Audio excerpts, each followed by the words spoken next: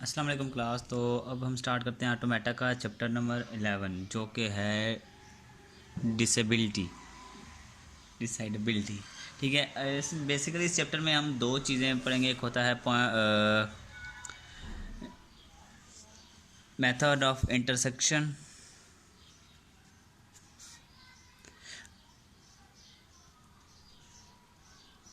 और दूसरा पढ़ेंगे हम ब्लू पेंट मेथड।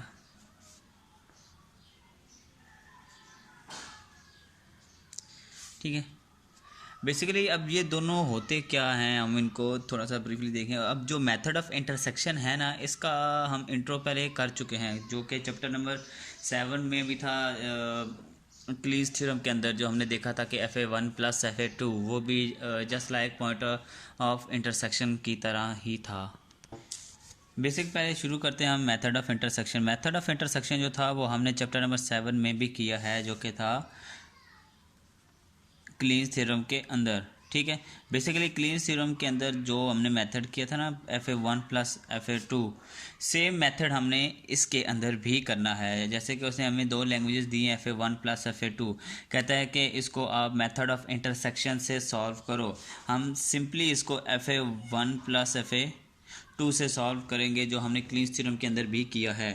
ठीक है, और ये मेथड ऑफ इंटरसेक्शन सेम उसी की तरह है। अब जो इसके बाद एक और टॉपिक था इस चैप्टर के अंदर था वो था ब्लू पेंट मेथड। अब ब्लू पेंट मेथड को देखते हैं कि ब्लू पेंट मेथड एक्चुअली होता क्या है।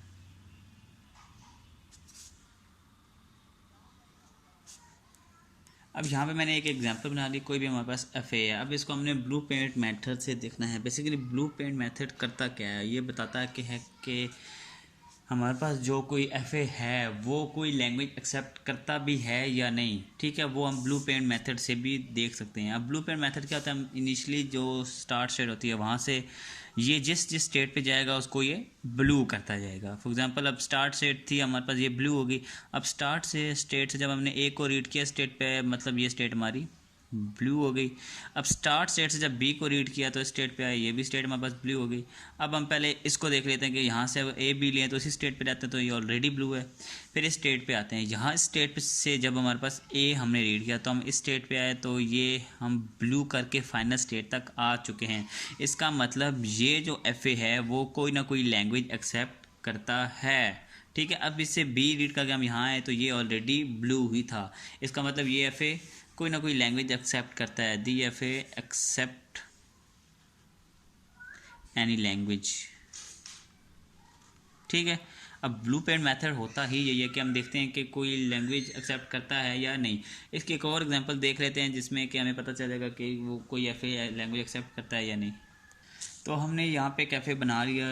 अब इस FA से हम इनिशियल नोट से स्टार्ट करते हैं। इनिशियली ये हमारे पास ब्लू हो गया। अब इस ब्लू से हमने A रीड किया स्टेट पे, ये हमारे पास स्टेट ब्लू हो गई। अब इस स्टेट से ये रीड किया, ये स्टेट हमारे पास ब्लू हो गई। अब जब इस स्टेट से हमने ये दोनों रीड किया तो ये इसी स्टेट पे रहे थे, मतलब ये ऑलरेडी ब्लू है। अब इस स्टेट से जब हमने A को रीड किया हम इस स्टेट पे आए, ये स्टेट ब्लू हो गई। इस स्टेट से B को रीड किया यहाँ आए तो ये ऑलरेडी ब्लू था। जब इस स्टेट से हमने A B रीड किया हम इस स्टेट पे आए। इसका मतलब हम जब सारी इनपुट्स रीड कर रहे हैं तो हम फाइनल स्टेट तक नहीं पहुंच पाए। जब हम फाइनल स्टेट पर नहीं पहुंचते इसका मतलब ये FA कोई एक्सेप्ट लैंग्वेज करता ही नहीं है। तो ये हम क्या लिख सकते हैं, this FA can't accept any language. ठीक है, तो ब्लू पेंट मेथड से हमें पता चल गया कि हमें कैसे पता चलता है कि ये FA कोई लैंग्वेज एक्सेप्ट करता भी है या नहीं। तो बेसिकली इस चैप्टर के अंदर यही दो मेन कंसेप्ट थे था एक था पॉइंट ऑफ इंटरसेक्शन या मेथड ऑफ इंटरसेक्शन, एक था ब्लू पेंट मेथड। ठीक है, और इसका एक एक्सरसाइज का क्वेश्चन नंबर है 13 जिसमें हमें बताना है कि हमारे पास जो लैंग्वेज जो FA गिवन FA हैं वो फाइनाइट हैं या इनफाइनाइट हैं। बेसिकली हमें फाइनाइट और इनफाइनाइट का कैसे पता चलता है वो हम देखते हैं इन एग्जांपल से ना, एक्सरसाइज ही सॉल्व कर लेते हैं हम। अब देखिए हमारे पास ये जो पहला था, हम देखते हैं कि जब हम इनिशियल स्टेट से फाइनल स्टेट में जा रहे हैं, अगर हमारे पास कोई लूप आ रहा हो ना इनिशियल और फाइनल के बीच में, तो हम कह सकते हैं ये लैंग्वेज इनफाइनाइट है। अब जब हम इनिशियल स्टेट से फाइनल स्टेट में आए थे तो देखें हम AA या B के थ्रू आ रहे थे। इसका मतलब हम विदाउट एनी लूप हम फाइनल स्टेट तक पहुंच रहे थे। तो ये लैंग्वेज हमारे पास, ये FA हमारे पास फाइनाइट है। ऐसे ही इनफाइनाइट का ये वाला थर्ड अगर एग्जांपल देखें तो देखें इसमें हमारे पास सबसे पहले क्या हम इनिशियल से फाइनल में आ रहे हैं, ए के थ्रू भी आ रहे हैं, लेकिन हमारे पास एक और पाथ है, ये बी से होते हुए हम बी का स्टैटिक लेके ए का और फिर यहाँ पे आए। अब देखिए हमारे पास ये जो चीज़ है ये हमारे पास लूप के अंदर आ रही है, ठीक है, बार बार ये लूप हमारे पास आ रहा है। इसका मतलब ये एफ हमारे पास इनफाइनाइट है क्योंकि इसके अंदर लूप हमारे पास रिपीट हो रहा है। जब भी हमारे पास कोई लूप आता है तो हम कह सकते हैं कि वो एफ हमारे पास इनफाइनाइट है,